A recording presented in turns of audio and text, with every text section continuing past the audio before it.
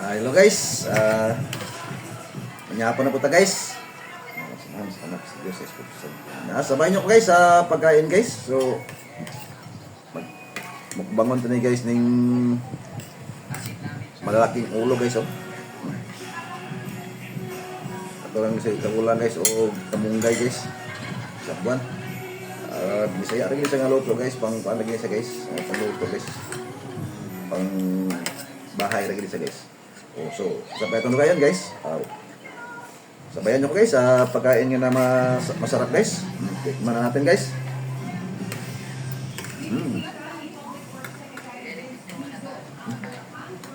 Malaki guys.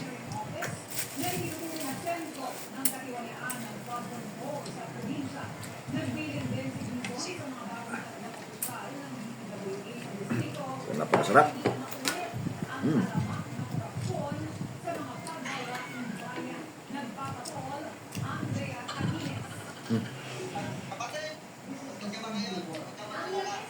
Ambok. Ang sarap sa isda yan.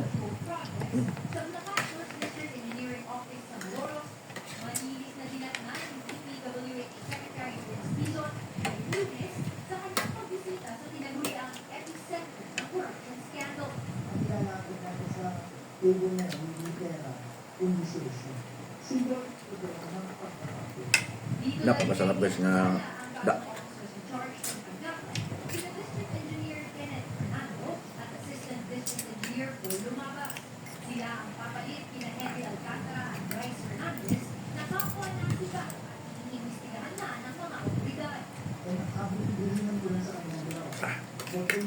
Ang sarap.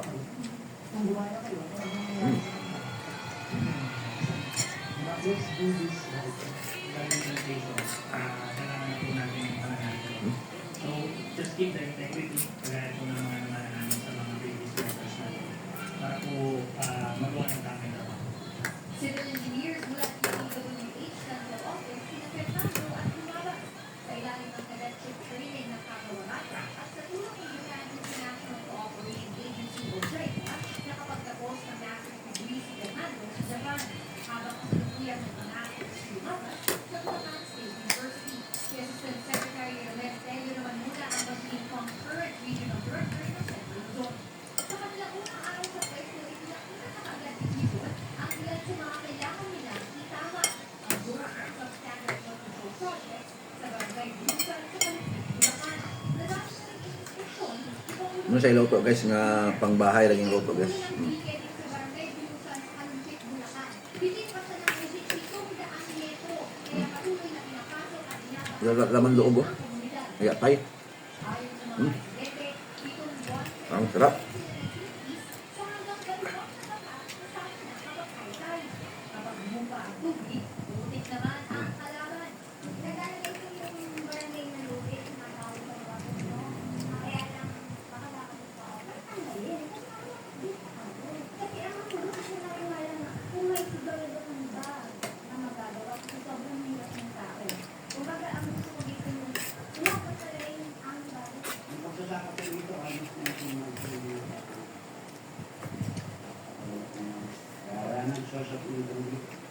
Pinasisimulan ng Quezon ang mga pag-aaral para matakpat ng maayos ang mga butas sa dike. Kasama din sa plano ng DPWH ang pag-clearing sa mga bahay Lapakit na tulog. masyadong malapit sa ilog at tatamaan ng dike. Nagawang ng DPWH si Director ng Project Mike, Second Director ng Project NOAA at iba pang eksperto sa pagtiyak na naaayon sa master plan ang mga gagawin mga bagong proyekto.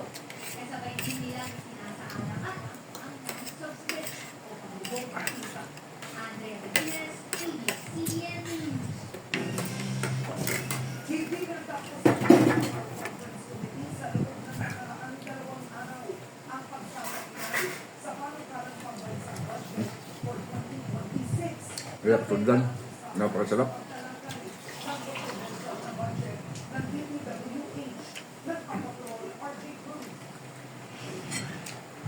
Natin ito ang dalawang araw ng regional conference committee para pagpiliin ang motion ng Kamara at Senado ng pagkakaroon ng 6.7 billion pesos na national budget para 2026 dahil sa project ng Department of Roads and Highways sa pamamagitan ng pagkakaroon ng marap sa pagkakaroon Tabok. Ang sarap.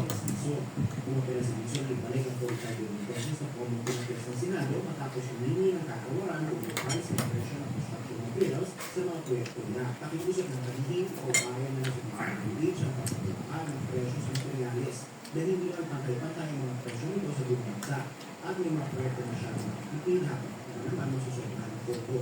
Merong mas maraming simento ang gagamitin, merong mas maraming bakal ang gagamitin, may mas maraming graba ang gagamitin. Pinili nito nakakala ng habol ng masunod ng bersyon nila ng budget. You are Sabi ko, looking at napakasarap. 200 billion pesos in unimplementable projects. Sorry, 400 billion kasi yung affected. 400 billion pesos yung affected projects. As much as 200 billion projects can become unimplementable. Dapat meron pang adjustment factor sa bawat probinsya. Pero sabihin niya mga sendo, Ang niloloko naman tayo rito, kayo nagpakaltas, ipapabalik muli, ay fully reset pa pa. Tatatatak ka, state hostage. Ang yapon kong lamok guys eh. nabanggit po ninyo na dumaan sa proseso, dadaan sa proseso po ulit, may bidding na dadaanan, etc. Ganun din naman po rin sa flood control. napaamin talaga na si Bison na mapapatulad ko rin mga apektadong proyekto pero kailangan baguhin ng ituloy ang mga proyekto. That's the corresponding economic impact of that situation. Then down the road, now you are 2025, there will be less laborers who will Mga boss guys, ito sa kada ko. Murag busog ko guys. Dito na dito ang taman ng mga videos.